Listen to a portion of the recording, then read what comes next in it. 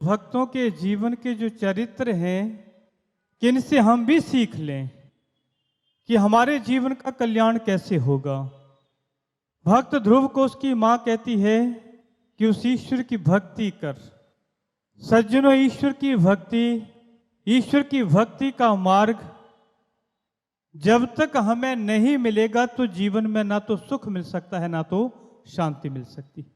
ध्रुव भक्त जो है भगवान की भक्ति करता है, लेकिन भगवान की भक्ति कैसे होनी चाहिए, उस भक्ति को समझने की आवश्यकता है कि हमारे दर्शन शास्त्र में कौन सी भक्ति की बात की। भक्ति है क्या, ईश्वर क्या है। सज्जनों, भक्त ध्रुव ने भगवान की भक्ति की तो उसने भगवान की भक्ति कहां पर की, कहां पर उसने भगवान को याद किया। अंतर जगत, अंतर में ढूंढा। लेकिन हम नारायण की खोज कहां करते हैं, हम बाहर करते हैं। निस्संदेह वो परमात्मा सर्वव्यापक है, सब जगह है, वो सर्वअंतर्यामी है, सर्वशक्तिमान है।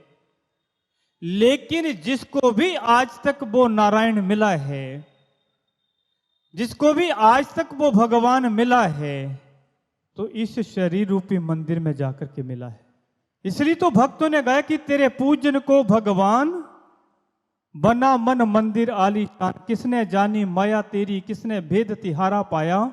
हारे ऋषि मुनि कर ध्यान, बना मन मंदिर आलीशान।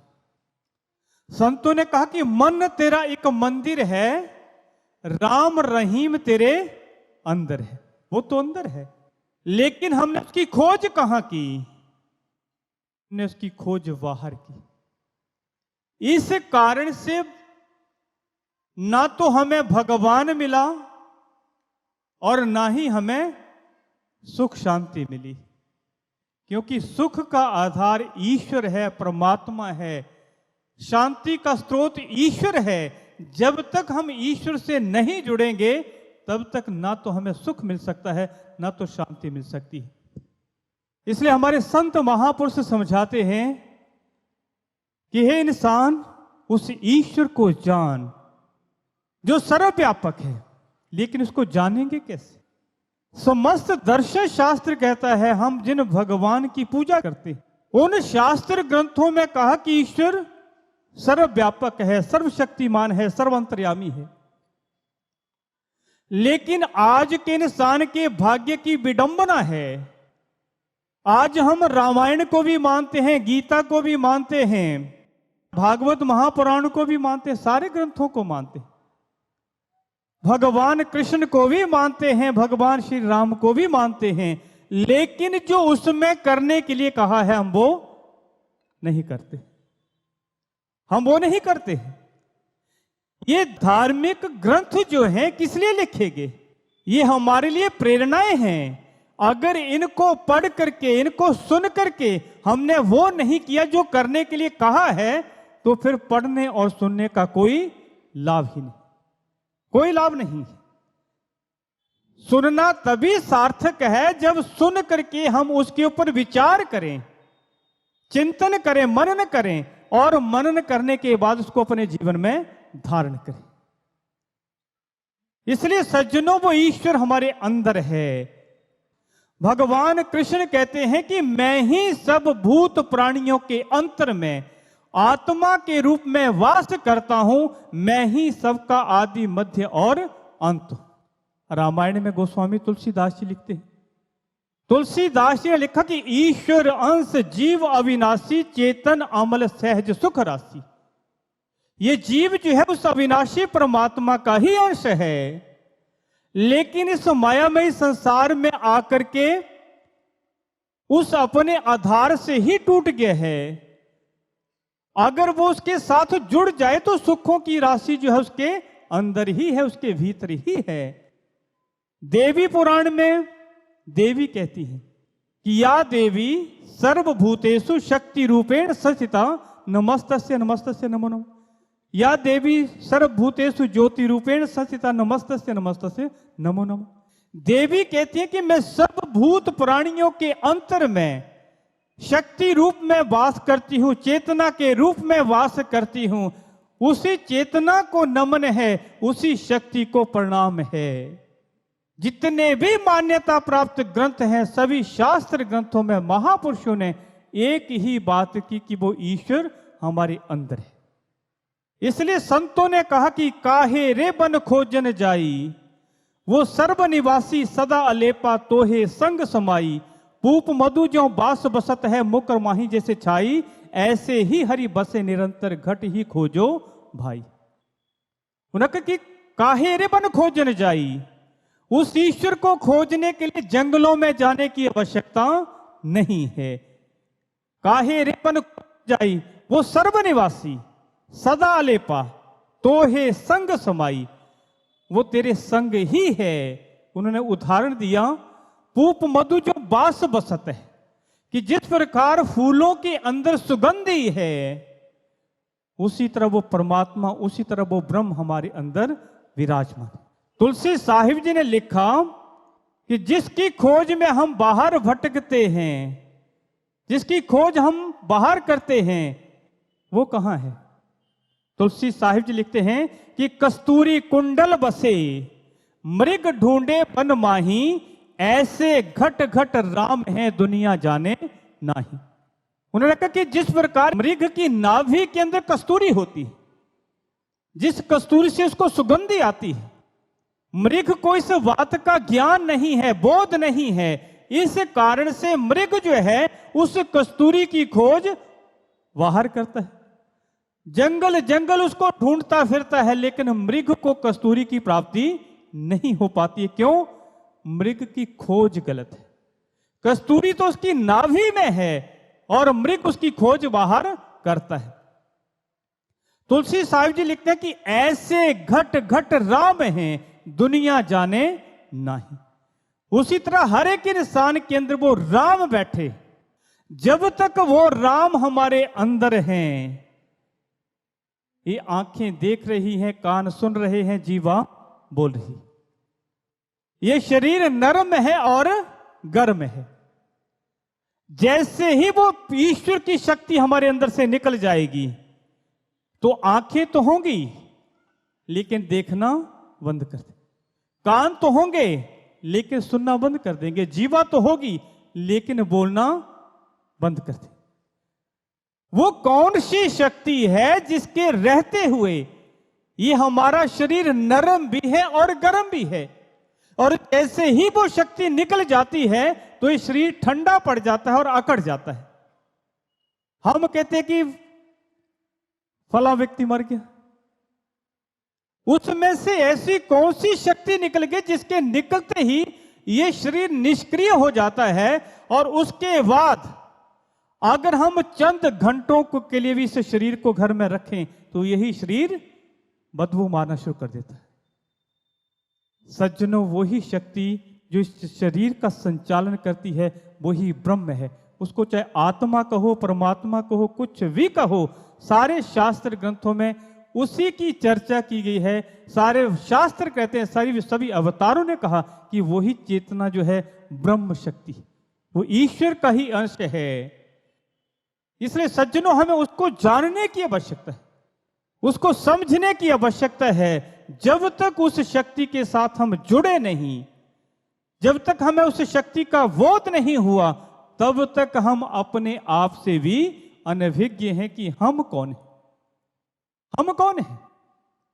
हमें अपना ही ज्ञान नहीं, हमें केवल और केवल मात्र पहचान है तो शरीर की। हमारी पहुंच केवल और केवल मात्र शरीर तक है, लेकिन शरीर तो पंचभूतों से बना है और पंचभूतों में समा जाएगा। ये सत्य नहीं है। सत्य क्या है? जो इस शरीर को चलाने वाली शक्ति, जिसका कभी अंत नहीं होता है, जिसका कभी नाश नहीं होता है, उस शक्ति को भगवान कृष्ण कहते हैं ना तो कोई शस्त्र काट सकता है, ना तो अग्नि जला सकती है, ना तो वायु सुखा सकती है। वो शक्ति कौन सी है? वो ब्रह्म है। उसी शक्ति को जानने की आवश्यकता है, समझने की आवश्यकता है। और वो शक्ति केवल मात्र पढ़ने सुनने का विषय नहीं, अनुभव करने का विषय। उसको देखा जाता है, अनुभव किया जाता है। ईश्वर कोई कल्पनाएं नहीं है, ईश्वर कोई अंधविश्वास नहीं है, ईश्वर प्योर साइंस है, पूरा विज्ञान है। और उस विज्ञान का प्रत्यक्ष अनुभूति की जाती है इस शरीर रूपी लेबोरेटरी के अंदर। जब तक हम इस शरीर रूपी लैब में नहीं गए, ईश्वर का रहस्य आपको कभी समझ ही नहीं आ सकता है। बेशक आप 4 वेद 18 पुराणों को कंठस्थ क्यों ना कर लें, फिर भी आपको ईश्वर का रहस्य समझ आने वाला नहीं। वो पढ़ने से समझ नहीं आएगा, वो सुनने से समझ नहीं आएगा। उसके लिए आवश्यकता है कि हम इस शरीर के अंदर जाएं, शरीर के भीतर जाएं। जब अंदर जाएंगे तो फिर समझ आएगा, उसको देखा जाता है, वो अनुभव का ही विषय। ध्रुव ने भक्ति की, भक्ति का मतलब क्या होता है? भक्ति शब्द का अर्थ क्या होता है?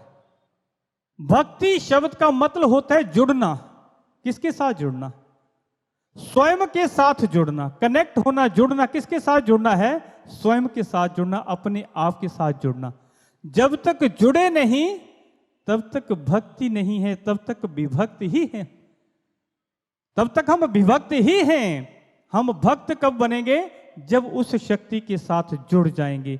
इसलिए संतों ने कहा, महापुरुषों ने कहा कि पार ब्रह्म के तेज का कहो कैसा हो अनुमान, कहवे को शोभा नहीं देखा ही प्रमाण।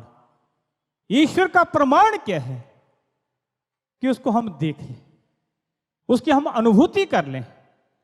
जिस प्रकार नरेंद्र ने किया, नरेंद्र ने उपनिषद पढ़े और उपनिषदों को पढ़ने के बाद उनके अंतर में खोज पैदा हुई, और खोज पैदा हुई तो वो तलाश करते हैं, अनेकों संतों के पास गए, जाकर के पूछा कि क्या वो परमात्मा है? जिस ईश्वर की आप चर्चा करते हो क्या वो परमात्मा है?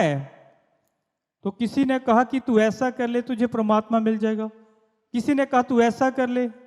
वो रुके नहीं, क्योंकि उनके पास कसौटी थी, उनके पास कसौटी थी। वो पहचान लेकर के गए थे, हमारे पास कसौटी नहीं है, हम कहीं भी भ्रमित हो जाते।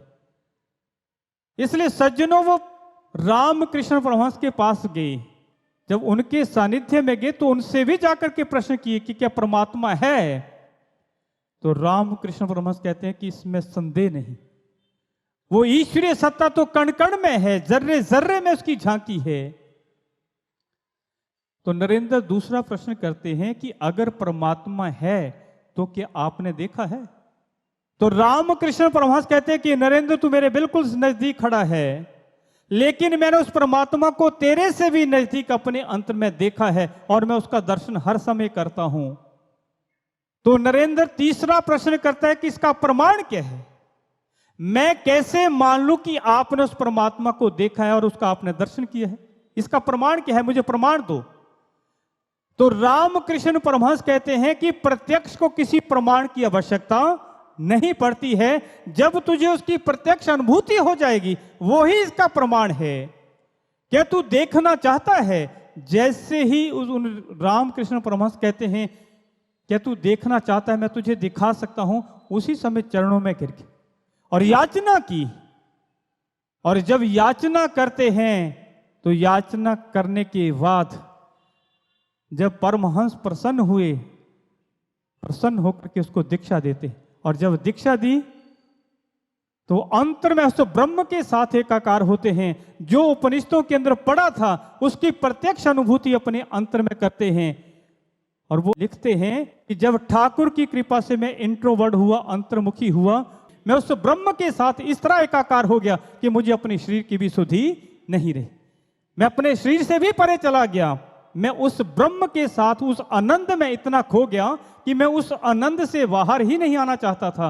लेकिन ठाकुर ने कहा कि नरेंद्र, जो आनंद मैंने तुझे आज दिया है, इस आनंद की सारे संसार को आवश्यकता है, इसलिए मेरा आदेश है, मेरी आज्ञा है, इस आनंद को पूरे संसार में बांट। तो उनकी आज्ञा से पूरे विश्व के अंदर सत्य का प्रचार नरेंद्र ने किया, विवेकानंद जी ने किया। इसलिए सज्जनों, जब तक हम देख नहीं लेते हैं, जब तक उस परमात्मा का दर्शन नहीं होता है, हमें विश्वास हो ही नहीं सकता है, हम उस ईश्वर को समझ ही नहीं पाएंगे। इसलिए आवश्यकता है उस परमात्मा को जाने समझें, वो एक विज्ञान है, उसकी प्रत्यक्ष अनुभूति घट के भीतर होती है। जब जीवन में संत आते हैं तो हमें इंट्रोवर्ट करते हैं, और जब वहां अंदर जाते हैं तो वो ईश्वर का रहस्य हमें समझ आता है। बहुत से लोग कहते हैं स्वामी जी आज के समय में कैसा दर्शन संभव है? उस ईश्वर को का दर्शन करने के लिए तो पहले बरसों बरसों तप करना पड़ेगा, बरसों बरसों तप करेंगे तो परमात्मा का दर्शन होगा। लेकिन मैं आपसे पूछना चाहता हूं, किस शास्त्र में लिखा है, किस ग्रंथ में लिखा है कि पहले आपको बरसों बरसों तप करना पड़ेगा तो परमात्मा दिखेगा? किसी शास्त्र में नहीं लिखा है।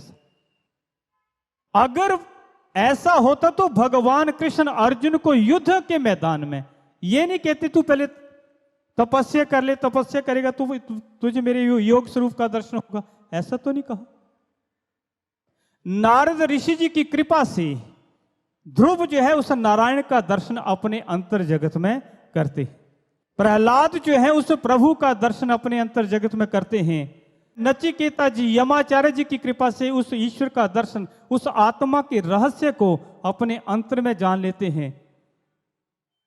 संत ज्ञानेश्वर, मुक्ताबाई, निवृत्तिनाथ सोपान महाराष्ट्र के 4 छोटे छोटे भक्त हुए। उन्होंने अपने अंतर जगत में छोटी छोटी अवस्था में उस ब्रह्म का दर्शन किया। आदि गुरु शंकराचार्य जी 9 वर्ष की उम्र में इस सत्य का संदेश देने के लिए समाज में निकल गए। सज्जनों, अगर वर्ष लगते तो इन भक्तों को वर्ष क्यों नहीं लगे? उनको वर्ष क्यों नहीं लगे? जो शास्त्र विधि के अनुसार चलेगा, ग्रंथों का अनुसरण करेगा, ग्रंथों के मार्ग के अनुसार चलेगा तो उसको वर्ष नहीं लगेंगे। राजा जनक जो है अष्टावक्र से पूछते हैं कि उस ब्रह्म का दर्शन करने के लिए कितना समय लगता है? तो अष्टावक्र जी कहते हैं कि जितना समय एक जलते हुए दीपक से दूसरे दीपक को जलाने में लगता है उतना ही समय उस ब्रह्म का दर्शन करने में लगता है। लेकिन कोई करवाने वाला संत मिल जाए, करवाने वाला कोई महापुरुष मिल जाए तो इतना ही समय लगता है। इसलिए सज्जनों, ये समाज की धारणाएं हैं, मान्यताएं हैं जो समाज से मिली हैं कि ईश्वर को देखने के लिए तो पहले बरसों बरसों तप करना पड़ेगा। ये हमारे इतिहास में ऐसे बहुत सारे उदाहरण हैं कि जिन्होंने बरसों बरसों तप भी किया, वो अपने तप के बल पर बैकुंठ के द्वार तक तो पहुंच गए, लेकिन उनके जीवन का कल्याण नहीं हुआ। महात्मा बुद्ध जी के जीवन में आता है कि उन्होंने इतना हठ योग किया, इतना तप किया, अपने शरीर को इतना तपाया, लेकिन उस बोधिसत्व को प्राप्त नहीं हो पाए। लेकिन जब जीवन में संत सुजाता आई तो संत सुजाता कहती हैं कि वीणा की तार को इतना भी मत कसो कि वो टूट ही जाए, और वीणा की तार को इतना ढीला भी मत छोड़ो कि उसमें से स्वर ही ना निकले। ईश्वर के दर्शन के लिए सहज मार्ग है। जब हम उस सहज मार्ग को प्राप्त करते हैं तो सहजता से ईश्वर का दर्शन होता है। और जीवन में जब संत सुजाता आई तो बुद्ध, महात्मा बुद्ध उस दीक्षा को प्राप्त करके ध्यान करते हैं तो उस बोधिसत्व को प्राप्त करते हैं, उस ब्रह्म के साथ एकाकार हो जाते हैं। इसलिए सज्जनों, ये संसार की मान्यता है, संसार की धारणाएं हैं कि ईश्वर को देखने के लिए वर्षों वर्ष लगेंगे। किसी शास्त्र ग्रंथ में किसी महापुरुष ने ऐसा नहीं कहा है। जीवन में जब महापुरुष मिलते हैं, हमें दीक्षा देते हैं, उसी समय दर्शन करवाते हैं, क्योंकि दीक्षा शब्द का मतलब ही यही, शिक्षा का मतलब समझाना। ईश्वर के संबंध में आज तक आपने जो कुछ भी पढ़ा है, सुना है, ये सारी शिक्षाएं। जीवन में कभी भी परिवर्तन शिक्षाओं से नहीं आएगा, समाज में कभी भी परिवर्तन शिक्षाओं से नहीं आएगा। आज हम देखते हैं ना, समाज में शिक्षाओं की कोई कमी है। इतने इतने महाविद्यालय खुल गए हैं। आज से 20-25 साल पहले इतने थे विश्वविद्यालय, इतने स्कूल थे नहीं थे। लेकिन आज की बनस्पत, उस समय के जो समाज था, उनका जो चरित्र था वो श्रेष्ठ था। इसलिए समाज में अगर इंसान का कल्याण हो सकता है, इंसान का चरित्र का उत्थान हो सकता है, तो शिक्षाओं से नहीं होगा। इंसान के जीवन का उत्थान होगा दीक्षा से। दीक्षा से इंसान के जीवन का उत्थान होगा। और दीक्षा का मतलब होता है दिखाना। किसको दिखाना? हमारे निज स्वरूप को, हमारे आत्मिक स्वरूप को, हमारे वास्तविक स्वरूप को। यह दीक्षा कहलाती। विचार करें कि अगर हम एक सोए हुए व्यक्ति को, एक व्यक्ति सो रहा है, हम उसको चाहे जितनी मर्जी शिक्षाएं देते रहें, उसके जीवन में उन शिक्षाओं का लाभ है? क्यों? क्योंकि वो तो सोया हुआ है। उसके जीवन में उन शिक्षाओं का कोई लाभ नहीं है। पहले उसको जगाना पड़ेगा, पहले उसको जगाना पड़ेगा। जब वो उस नींद से जागेगा तो फिर जो आप उसको समझाएंगे उसको समझ आएगी। उसी तरह आज हम भी मोह माया की नींद में सोए हुए हैं, अज्ञानता की नींद में सोए हुए हैं। सबसे पहली आवश्यकता है कि हमें उस अज्ञानता की नींद से जागना होगा। और वो जागरण केवल और केवल मात्र उस ब्रह्म के साथ जुड़ करके ही हो सकता है, उस ईश्वर को जान करके ही हो सकता है। इसलिए सज्जनों, उस ईश्वर को जाने। ईश्वर को जब जानेंगे तो फिर अंतर में ही सब कुछ मिलना शुरू हो जाए। जब अंतर में ईश्वर प्रकट होगा, को गुणों को कहीं बाहर से बुलाने की आवश्यकता नहीं पड़ेगी। जब ईश्वर अंतर में प्रकट हो जाएगा तो जो ईश्वर के गुण हैं वो भी स्वतः ही अंदर से प्रकट होना शुरू हो जाएंगे। अगर हम यहां पर अग्नि की बातें करते रहें, आग की हम चर्चा करते रहें, तो अग्नि की बातों से क्या अग्नि के गुण प्रकट हो जाएंगे?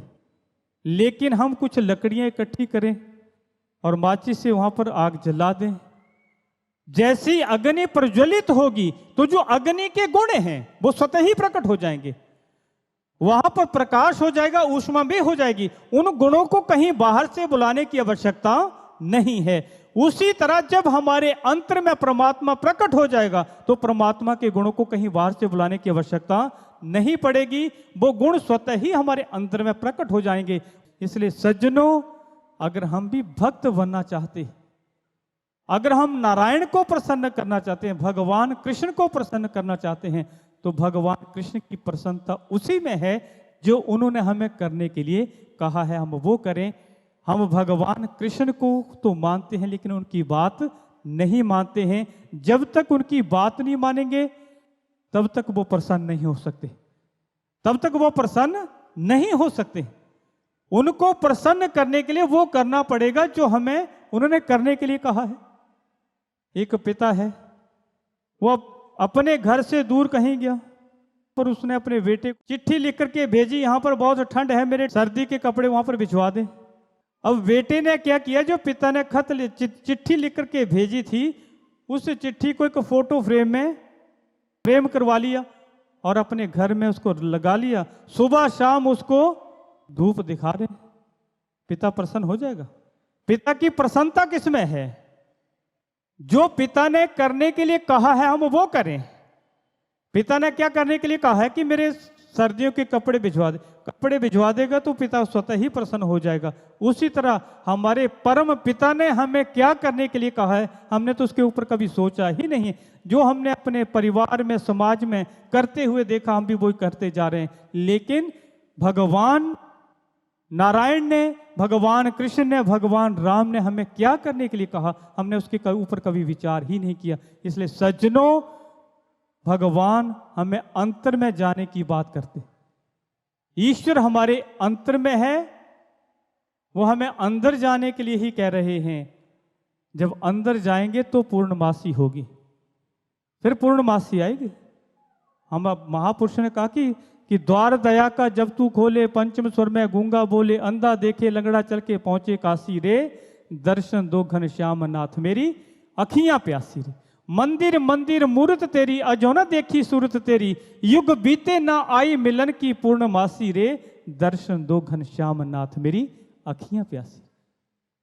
सज्जनों, संत सूरदास जी की वाणी है, उनके पास ये बारी नेत्र नहीं थे, लेकिन उन्होंने अंतर में उस प्रभु को जान लिया था। जब अंतर में जानेंगे तो फिर ईश्वर का रहस्य समझ आएगा। ये भगवान जितने भी ग्रंथ हैं अंदर से निकले हैं, इनकी समझ भी अंदर जाकर के ही आएगी। इसलिए आवश्यकता है कि हम अंतर में उतरें, इंट्रोवर्ड हों, हमें भी वो दृष्टि मिले जिस दृष्टि से ईश्वर नजर आते हैं, जिस दृष्टि से ईश्वर को देखा जा सकता है, जिस दृष्टि से ईश्वर का रहस्य समझ आता है। जब ऐसी दृष्टि मिलेगी तो फिर वो कण कण में भी नजर आ सकता, फिर वो कण कण में भी दिखेगा। जर्रे जर्रे में है झांकी भगवान की, किसी सूझ वाली आंख ने पहचान। वो कण कण में भी दिख सकता है। नामदेव जी ने पहचान लिया था ना, विठल जो है स्वान के रूप में आ गए, तो स्वान के रूप में भी पहचान लिया कि ये स्वान नहीं है, ये कुत्ता नहीं है, ये नारायण है, विठल है मेरे। क्यों? क्योंकि वो दृष्टि थी। लेकिन दुर्योधन के सामने विराट स्वरूप भी दिखा दिया, लेकिन वो फिर भी नहीं समझ पाए कि वो नारायण है। इसलिए सज्जनों, वो दृष्टि चाहिए। जब दृष्टि मिलेगी तो जीवन में सुख भी आएगा, शांति भी मिलेगी, परमानंद की भी अनुभूति होगी। इसलिए आवश्यकता है कि हमारी भी दृष्टि खुल जाए, द्वार खुल जाए।